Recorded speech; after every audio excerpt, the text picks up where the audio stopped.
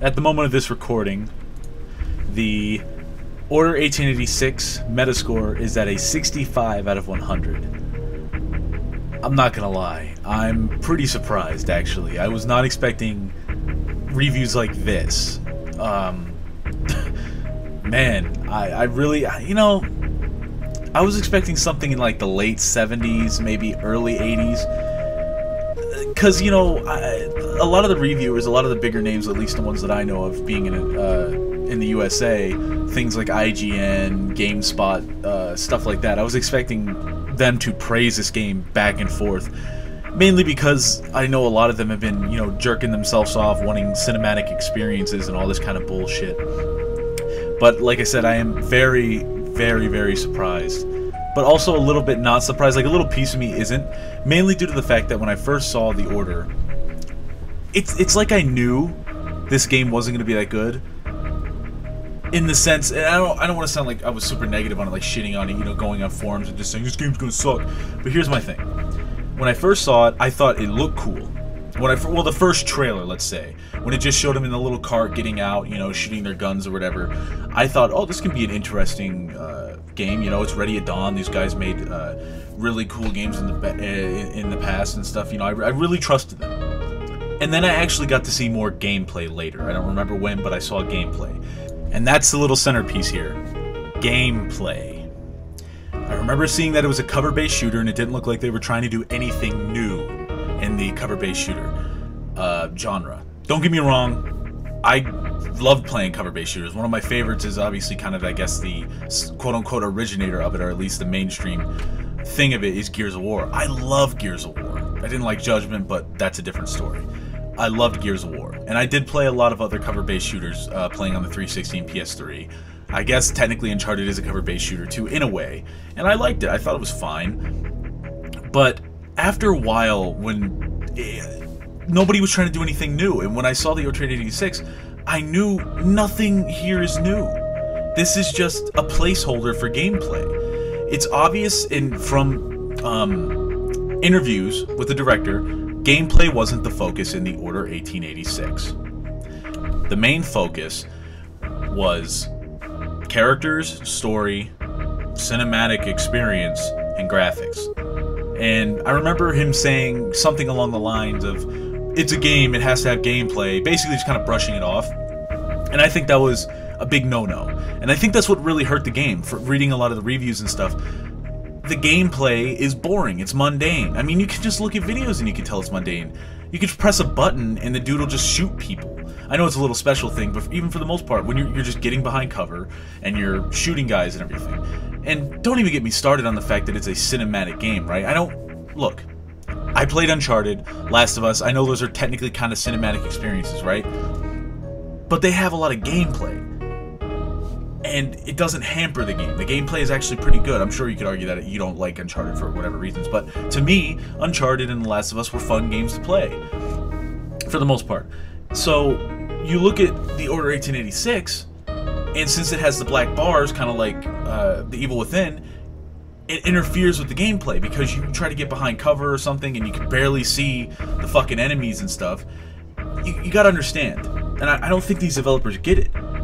We play the game, right? We're not just sitting here watching the game, for the most part, even though in the Order you really are just watching a lot of stuff. But seriously, you are playing the game. There is a lot of times in video games where the player is playing it, and if your cinematic experience, quote-unquote, is hampering the gameplay, there's an issue here. There really is. I mean, it's pretty bad, I think, and Gears of War did this too, and it wasn't good in Gears of War either. It's pretty bad when you try to make it look like there is more to the game than there really is gameplay-wise. So when there's like basically a cutscene or something, but you let the player walk around basically when the characters are just filling your head with info, you get to walk around, but it only forces you to walk. You can't run or anything. You're just forced to like walk in a straight line or something to the next destination. I've always thought that was really boring in Gears of War, and I always thought it was boring in any other game that did it, and that doesn't give the Order an exception. It is really fucking boring. It's an excuse. It's just some padding to make it look like, oh look, you're doing more in the game. There's more to the gameplay, guys. Oh look, you know, QuickTime event. There's more to the game, guys. look, if you want to make a movie, then make a fucking movie. But please don't work on video games if this is what you think they should be. I understand you want games to be taken more seriously, and you want... But, look, I don't understand. I really don't understand why these developers want their games to just be half-assed movies. Just go make a movie if you want to make movies, man. You don't, like... There's certain things to games that need to be... No, I don't even know why I have to say this. Is this bad that I have to say this now? The #1 most important thing in a video game is gameplay. It's in the fucking title, video game. Gameplay must be #1, no matter what. A lot of the games that are praised are games that have amazing gameplay. Wasn't it last year people were praising left and right Bayonetta? And don't get me wrong, there are games that are less on gameplay, but more focused on story, but I think that's a different time where we need to argue titles and games and the kind of genre titles that they are. Should they be called video games? But that's a different thing. Either way, The Order 1886 is going to be a game that will be forgotten. I don't even know if we should even call it a game, mainly. But it does bring up a lot of things that I think people should be talking about. The next thing I guess I should talk about should be the length of the games, because I know a lot of people were arguing about that and still are. I don't have a lot of issues with short games. I played Limbo, Journey, stuff like that, or whatever. I'm sure there's a bunch. I played Ground Zeroes, which I'll bring that up in a second. But here's the thing. How much was Journey? $15, if I'm correct. How much was Limbo? $10 or less now if you get it on sale all the time or on a Humble Bundle or something. Very cheap games. And they're around 4 hours, 4 to 3 hours, I think. I don't remember how long Limbo is, but I know it's really short. So, why did no one complain about that? Why did no one complain about those games? I mean, one, they are indie games, to be fair. But I understand that The Order 1886 had a lot of money put into it. It looks pretty and all that kind of stuff. They had actors and all this bullshit. But there are a lot of people who are on minimum wage and stuff. A lot of people, especially right now, man. People don't have assloads of money to put down. It seems like it was some of the shit they buy in gaming. Trust me, I understand. But seriously, people don't have a lot of money. And if a dude who's only getting paid minimum wage or something drops down $60 on a game he thinks looks cool, and he only gets 5 hours out of it, I can see him being pretty mad about that. I'm not saying every game needs to be 80 hours plus. I understand that. I know these fucking game journalists are always saying, you know, I have a life, you know, I don't want to sit there and play 80-hour games. I got a wife, I got kids, you know, I got a job. Look, man, I understand that. I understand that you're busy.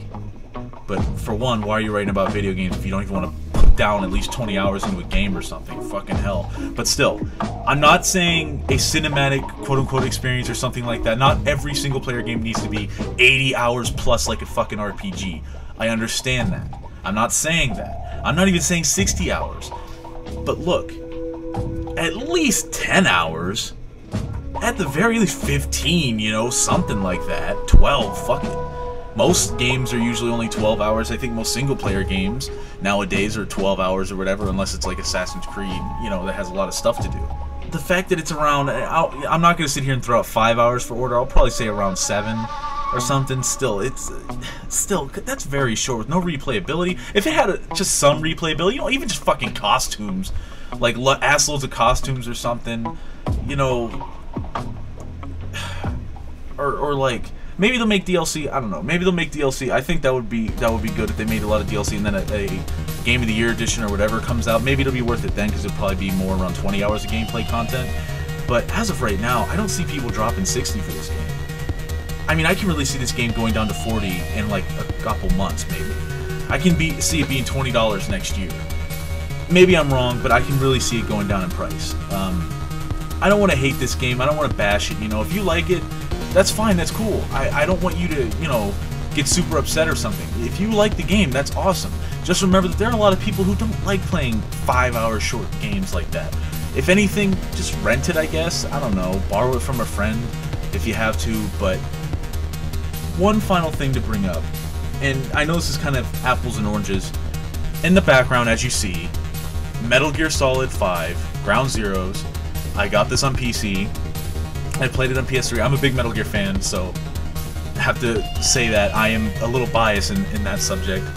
I have put over 30 hours or something into Ground Zeroes. I love playing it. I have a lot out of it, but I know there are people who would not get a lot out of this game. Maybe because, you know, there's not much of a story at all.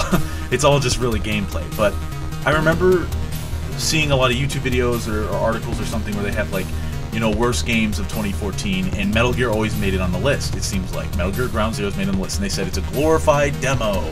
There's only like 2 hours of gameplay, and it's a waste of your money. Why is it $20 or $30 when it first came out? $30. Don't get me wrong. I'm not trying to sit here and say this was right. It should have probably just been a demo, or at least fucking $10 or something. It shouldn't have been, you know, $20 to $30. But still, I've gotten more of this, and there is a good amount of replayability in Metal. Like, that's the difference. There isn't much of a story, but to be fair, you can get, I would argue, and I know some people say I only got 2 hours out of it, but if you actually do, like, completing things and getting stuff, I'm not saying 100% the game, but doing more out of it, which I would argue you could probably get at least 10 hours out of Metal Gear Ground Zeroes, I would say. At least 10 hours. So, and of course they use that argument, I don't care to complete everything, I don't care to do that. Then fine, you don't care to complete everything in the Order 886, so you're only going to get fucking, you know, 5-6 hours out of it or something, right? 6 to 7 hours, and that's it. So how can you validate $60 for that if you know, that's your argument? But then of course they'll turn around, well, I like short games, Well then fuck it, you should fucking love Metal Gear. I would go through the Order 1886 multiple times, and you should go through Metal Gear multiple fucking times. Metal Gear Ground Zeroes has amazing gameplay. The Order 1886 has generic gameplay. Metal Gear Ground Zeroes has loads of replayability, time trials, all this shit, comparing leaderboards. Order 1886 has none of that. The only thing it has is a decent story that doesn't hold up amazingly, and great visuals, which Ground Zeroes has the same. The only thing you could say, and I will admit, Ground Zeroes, its load-in distance is pretty terrible. But either way, I mean, I know this is apple and oranges technically, because I know Ground Zeroes is just, it's not a full game, while the Order is. I understand. I'm just bringing it up just kind of as a comparison, because they both got pushed around because of the length. So, you know, either way, if you are enjoying the Order, that's cool. I'm happy for you. And I apologize if I came off a little too harsh throughout the video on the game. You know, if you like it, that's cool. You know, I like crappy games that truthfully are way worse than the Order. I'll admit I fucking love Kane and Lynch as a series, or quote-unquote series. It's a shitty game series, let's be real, but I like playing them. Either way, let me know, what do you think? Do you like the Order? Do you hate the Order? Why? Or are you just bothered by the length of games? What do you think about games just being short? Do you hate it when they charge $60 or even just $10 or whatever? Let me know what you think in the comments, or send me a message or anything. Thank you.